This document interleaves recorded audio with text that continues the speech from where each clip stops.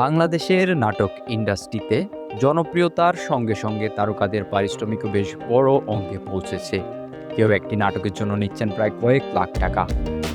আজকের প্রতিবেদনে জেনে নেওয়া যাক অভিনেতারা নাটক প্রতি প্রায় কত টাকা নিয়ে থাকেন।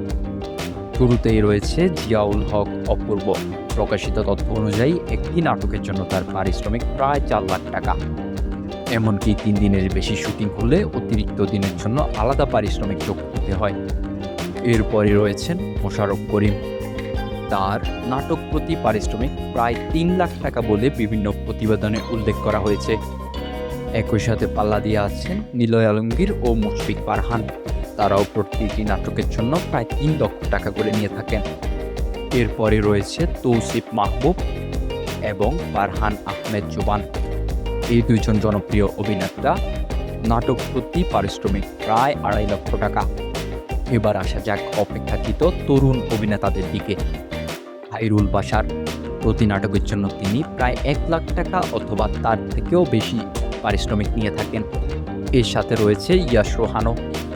তার পারিশ্রমিকও জানা গেছে 1 লাখ টাকার বেশি। অন্যদিকে শামীম হোসেন সরকারের পারিশ্রমিক প্রায় 50,000 টাকা। আর আরশ খান নাটক প্রতি নিয়ে থাকেন 30 থেকে 40,000 টাকা।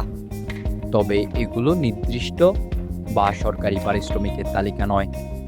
একজন শিল্পীর পারিশ্রমিক নাটকের বাজেট, গল্প শুটিংয়ের দিন, প্রযোজনা এবং শিল্পীর জনপ্রিয়তার উপর নির্ভর করে। Magical news, Parvez Mosharraf.